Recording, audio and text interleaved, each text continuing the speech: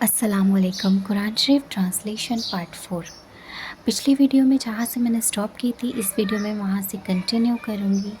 اگر آپ اسلامک معلومات لینا چاہتے ہیں، قرآن شریف ٹرانسلیشن سے سمجھنا چاہتے ہیں، تو میرے چینل کو سبسکرائب کریں، بیل آئیکن ضرور پریس کریں تاکہ میری ساری ویڈیوز آپ تک کے پہنچیں۔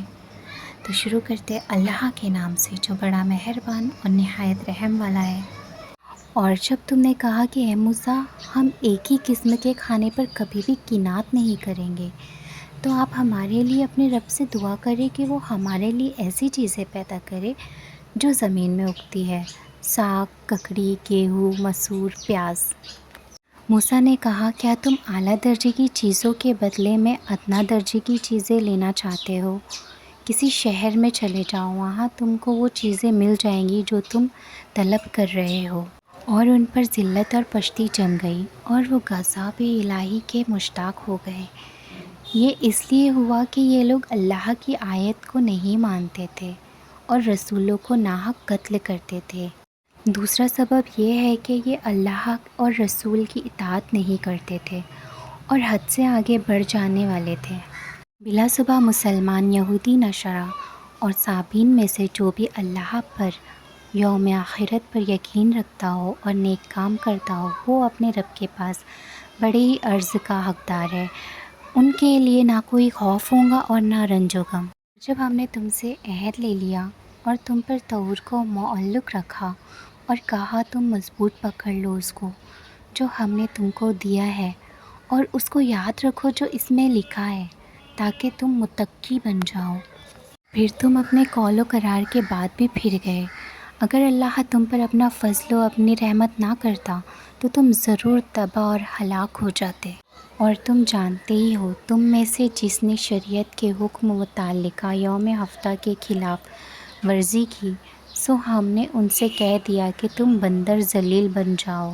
پھر ہم نے اس کو ایک عبرت انگیز واقعہ بنا دیا، ان کے لیے بھی جو ان کے سامنے تھے اور ان کے لیے بھی جو ان کے بعد آتے رہے، اور مجھے بھی نصیحت بنایا ان کے لیے جو اللہ سے ڈرنے والے ہیں۔ جب موسیٰ نے اپنی قوم سے کہا، اے میری قوم، اللہ تم کو حکم دیتا ہے کہ تم ایک گائے ذبح کرو، تو انہوں نے کہا، کیا آپ ہم سے مذاق کرتے ہیں؟ موسیٰ نے کہا، میں اللہ کی پناہ مانگتا ہوں کہ میں جہالت والوں کا سا کام کروں۔ تو انہوں نے کہا، آپ اپنے رب سے درخواست کیجیے کہ وہ اس گائے کے ہم سے اوصاف بیان کر دے۔ تو آپ نے کہا، وہ گائے ایسی ہو کہ نہ بوڑھی ہو نہ بہت بچی ہو، بلکہ دونوں عمروں کے بیچ میں ہو۔ اب کر ڈالو جو تم کو حکم ملا ہے۔ اب کہنے لگے کہ آپ درخواست کیجیے اپنے رب سے کہ وہ ہم سے یہ بیان کرے کہ اس کا رنگ کیسا ہے۔ آپ نے کہا، وہ فرماتا ہے کہ وہ زرد رنگ کی گائے ہو، خشک رنگ ہو، کہ دیکھنے والے اس سے فرحت حاصل کرے۔ اب کہنے لگے کہ آپ ہماری خاطر اپنے رب سے دریافت کیجیے کہ اس کے اوصاف کیا کیا ہیں، کیونکہ ہمیں اس گائے میں قدرے صبح ہے۔ اگر خدا نے چاہا ہم اس مرتبہ ٹھیک سمجھ لیں گے۔ موسیٰ نے کہا، اللہ فرماتا ہے کہ نہ تو وہ حل میں چلا ہو جس سے زمین جوتی جاتی ہے، اور نہ اس سے زیارت کی آب پاشی کی گئی ہو، سالم ہو، اس میں کوئی نقص نہ ہو۔ کہنے لگے، اب آپ نے پوری بات بتائی ہے۔ پھر اس کو ذبح کیا۔ ان کی حجتوں میں وہ بظاہر کرتے ہوئے معلوم نہ ہوتے تھے۔ اور جب تم میں سے کسی نے ایک آدمی کو قتل کر ڈالا تو تم ایک دوسرے پر اس کو ڈالنے لگے، اور اللہ کو اس کا ظاہر کرنا منظور تھا جو تم چھپانا چاہتے تھے۔ پھر ہم نے کہا کہ اس مردے کو اس گائے کے کسی ٹکڑے سے چھوا دو، اس طرح اللہ قیامت کے دن مردوں کو زندہ کر دے گا، اور اللہ اپنی نشانیاں تم کو دکھاتا ہے تاکہ تم اپنی عقل سے کام لو۔ پھر تمہارے دل ان واقعات کے بعد بھی سخت ہی رہے، گویا کہ تمہارے دل پتھر کی مانند ہے، بلکہ پتھر سے بھی زیادہ سخت ہے۔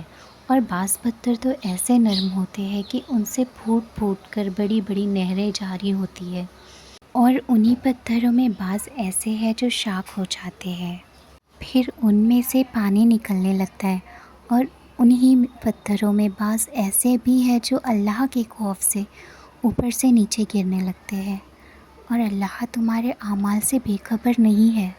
کیا اب بھی تم توقع کرتے ہو کہ یہ تمہارے کہنے سے یہودی ایمان لے آئیں گے؟ اور ان میں ایک گروہ اللہ کا کلمہ سنتا تھا، پھر ان کا مطلب بدل ڈالتے تھے۔ وہ ایسا صحیح طور پر سمجھنے کی بات کرتے تھے اور خوب جانتے تھے۔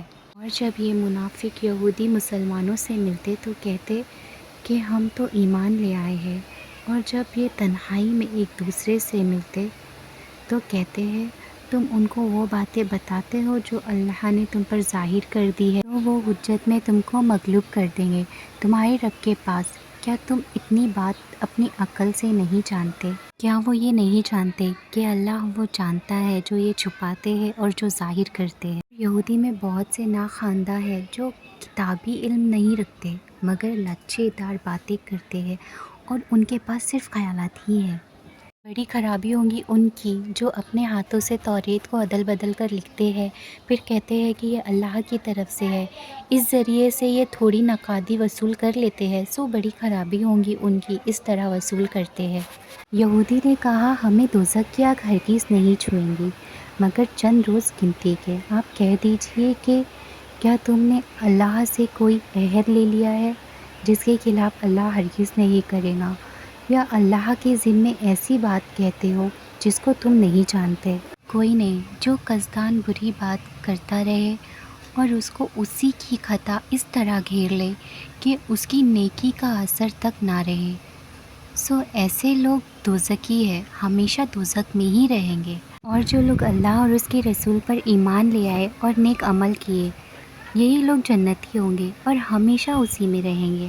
اور جب ہم نے بنی اسرائیل سے توریت میں یہ عہد لیا کہ تم اللہ کے سوا کسی کی عبادت نہ کرو اور اپنے ماں باپ کے ساتھ نیک سلوک کیا کرو، اور اپنے رشتہ داروں اور یتیموں کے اور محتاجوں کے ساتھ بھی نرمی اور محبت کا برتاؤ کیا کرو، اور عام لوگوں سے بھی اچھے اخلاق سے بات چیت کیا کرو، اور نماز کی پابندی کیا کرو، اور زکوٰۃ بھی ادا کیا کرو۔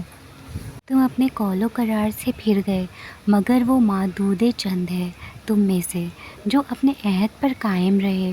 تم تو معمولاً بھی اور عادتاً بھی اقرار کرتے ہو اور پھر ہٹ جاتے ہو۔ اور جب ہم نے تم سے قول و قرار لیا کہ تم آپس میں خون ریزی نہیں کرو گے اور ایک دوسرے کو اپنے شہروں سے نہیں نکالو گے، یعنی ترک وطن پر مجبور نہیں کرو گے، پھر تم نے اقرار بھی کر لیا اور تم خود گواہ بھی بنے۔ Thanks for watching this video. Inshallah, I will be continue soon. Subscribe my channel and don't forget press the bell icon. Share this video with your family and friends.